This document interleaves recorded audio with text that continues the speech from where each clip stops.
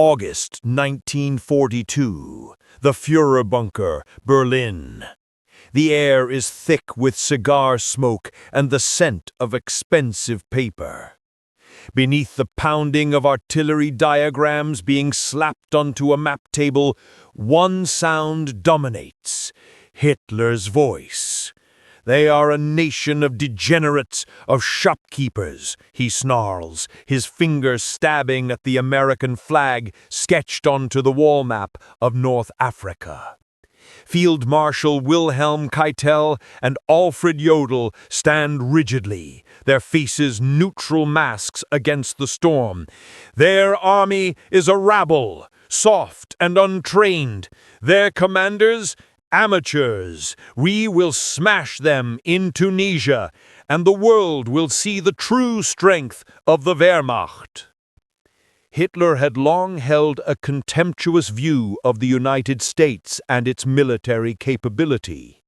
To him, the American commitment to the war was half-hearted, their soldiers more interested in Coca-Cola than combat, and their leadership utterly lacking in the iron will necessary for total war. He believed the key threat lay with the British and the Soviets. The Americans were merely a distracting sideshow. This conviction was not just arrogance, it was a cornerstone of his strategic calculus, one that allowed him to commit maximum resources to the Eastern Front, confident that any Western thrust could be managed by secondary German forces. The name Dwight D. Eisenhower meant little to the Führer then. Eisenhower, a relatively unknown officer just a few years prior, was now in London organizing the massive, complex invasion of North Africa. Operation Torch. Hitler saw the eventual commander as a political appointee, a paper pusher, incapable of commanding a single panzer division, let alone a multinational coalition.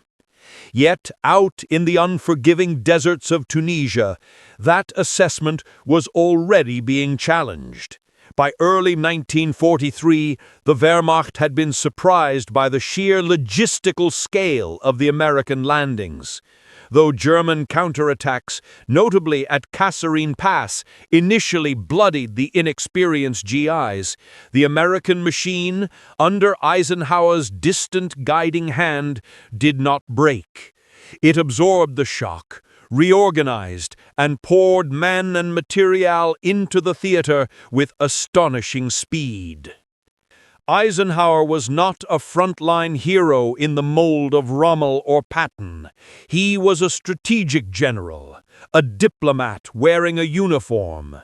His true genius lay not in tactical battlefield maneuvers, but in achieving consensus among the notoriously prickly British, Free French, and American commanders. He was the linchpin that held the vast, diverse Allied machine together, an achievement that Hitler, accustomed only to absolute, unquestioned authority, failed utterly to comprehend or value. As the Axis forces were finally squeezed out of North Africa, a new reality began to dawn on Hitler's senior staff. The Americans were learning, and they were learning fast. Their industry was churning out ships, tanks, and aircraft at a pace the Reich could not match. But the Führer remained willfully blind. When the Allies struck Sicily in July 1943, Operation Husky, Hitler was still convinced it was a feint. He continued to divert crucial panzer divisions east, leaving the defenses in the south stretched thin. The speed of the Allied advance through Italy, culminating in the downfall of Mussolini, was another testament to Eisenhower's strategic overview, even though he had then transitioned to planning the ultimate operation. The dismissal was total. The underestimation was complete. The seeds of Hitler's greatest strategic mistake were sown not on the battlefield, but in the contemptuous judgment he passed in that smoke-filled bunker. He was preparing to meet the greatest military invasion in history, yet he focused his fears on the wrong enemy and dismissed the one man who possessed the rare, quiet genius required to coordinate its success. Spring 1944, a converted schoolhouse outside Portsmouth, England. The air is electric, not with gunfire, but with the controlled tension of men under immense pressure. The map table sprawls across the floor, covered with every stretch of the Normandy coastline, marked in meticulous detail. General Dwight D. Eisenhower, now the Supreme Commander, Allied Expeditionary Force, stands over it. He isn't shouting orders, he's listening, mediating, and making decisions that commit thousands of lives to an operation of staggering complexity. Operation Overlord.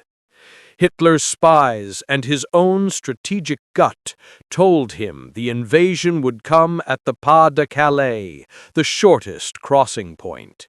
This belief was reinforced by the elaborate, months-long deception campaign, Operation Fortitude, masterminded by the Allies.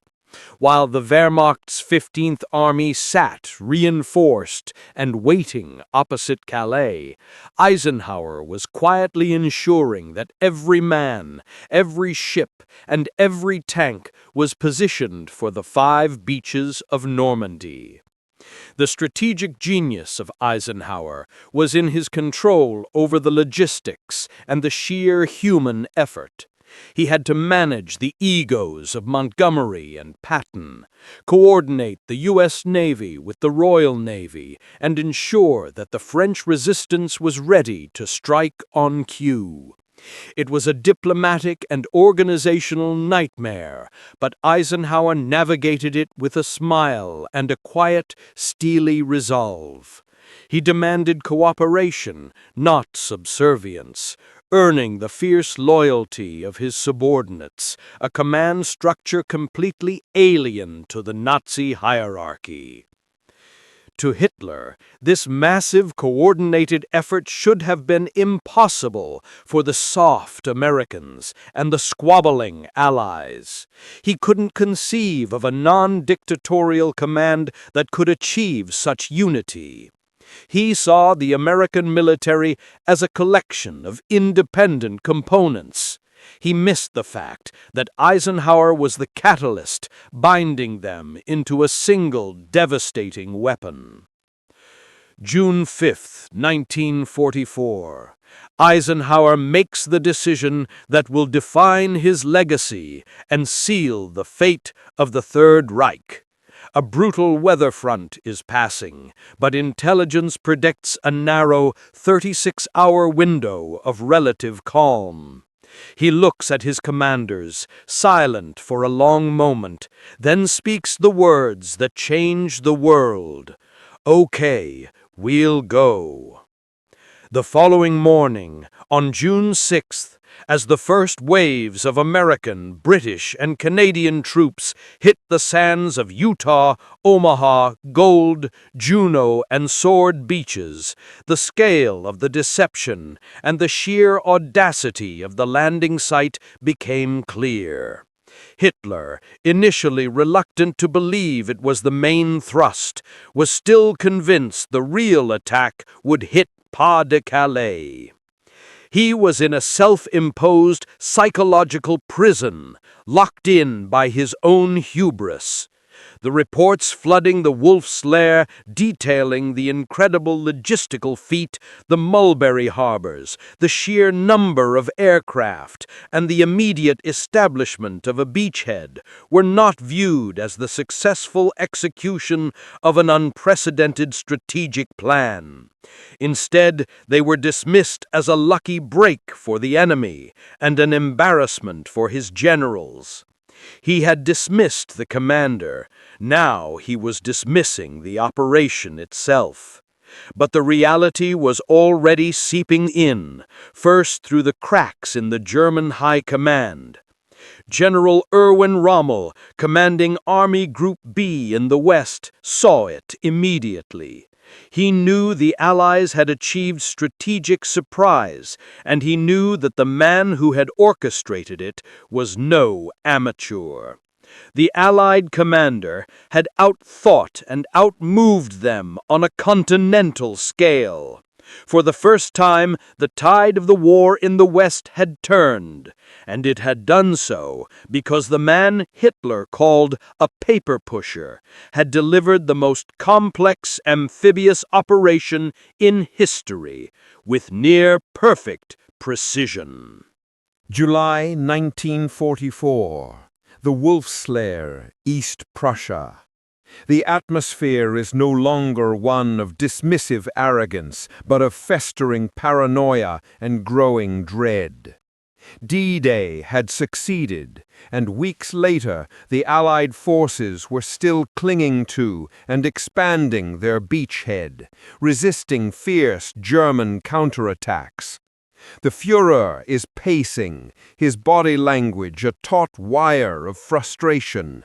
The problem, as he saw it, wasn't the strength of the invasion, but the incompetence of his own generals.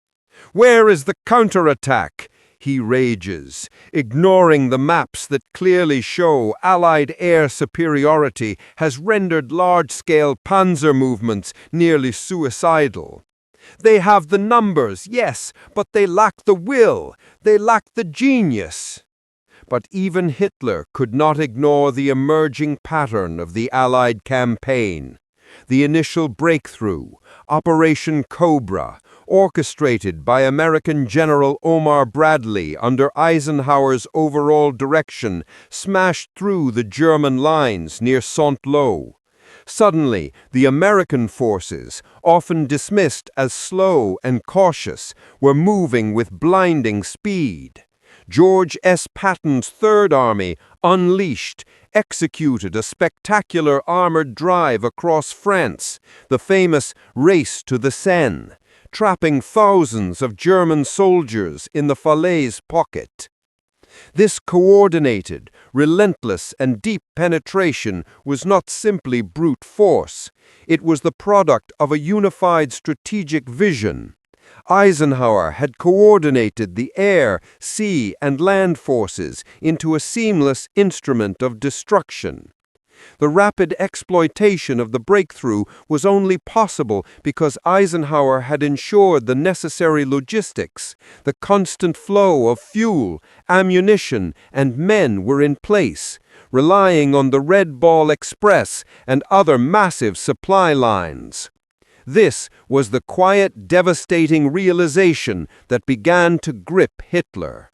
He wasn't just fighting an army. He was fighting a fully mobilized, efficiently commanded global economy run by a single, focused mind.